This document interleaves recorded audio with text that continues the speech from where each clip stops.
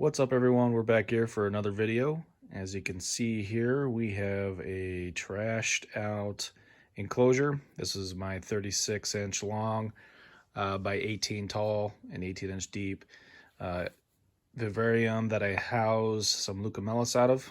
I've since removed those frogs and kind of allowed everything to die in here. I took some wood features out of here, as well as a couple plants, and move them to different enclosures or set them to the side for this rebuild. And I decided to do this a while ago just because this was my second tank I ever built, and just wasn't very pleased with it once I learned a little bit more about making vivariums for dart frogs and some of the best practices. And I didn't really do a lot of those best practices with this build, so we are going to be redoing it. As you can see here, I had a kind of a cool piece of cork round, had some wood branches and stuff laying here with plants, vining plants. This is what's left of a lipstick plant.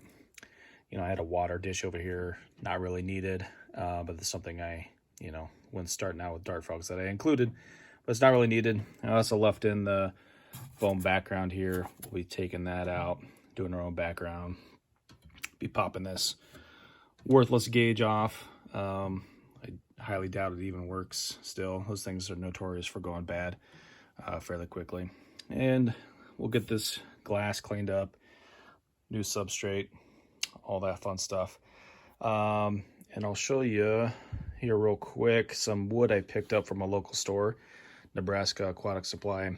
They're primarily a aquarium shop, but they do have some awesome driftwood and Manzanita, ghost wood, very nice pieces over at that store. So I like to hop over there and grab my wood from there for any builds that I do.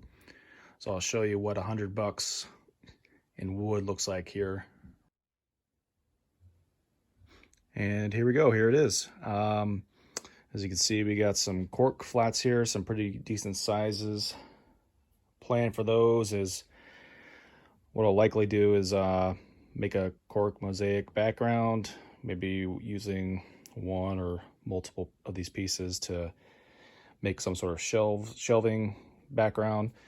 Possibly break this one up. It's a pretty big piece. And then we got some spider wood, medium-sized piece there. I thought looked pretty cool.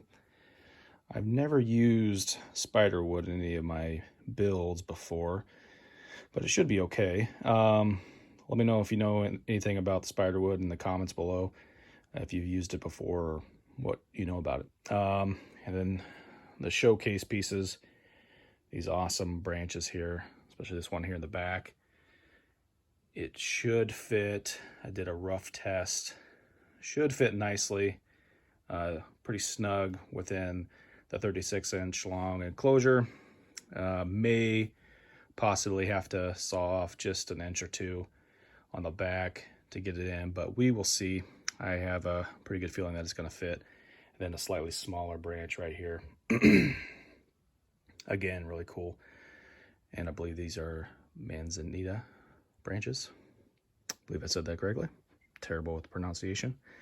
But really excited to see what these look like in the final product. But gonna be basically a terrestrial theme, but this will give a nice use, these arches here, when it's laying down like that, a nice use of the negative space in the middle of the vivarium for the frogs to utilize, and potentially allow me to attach some plants to those as well.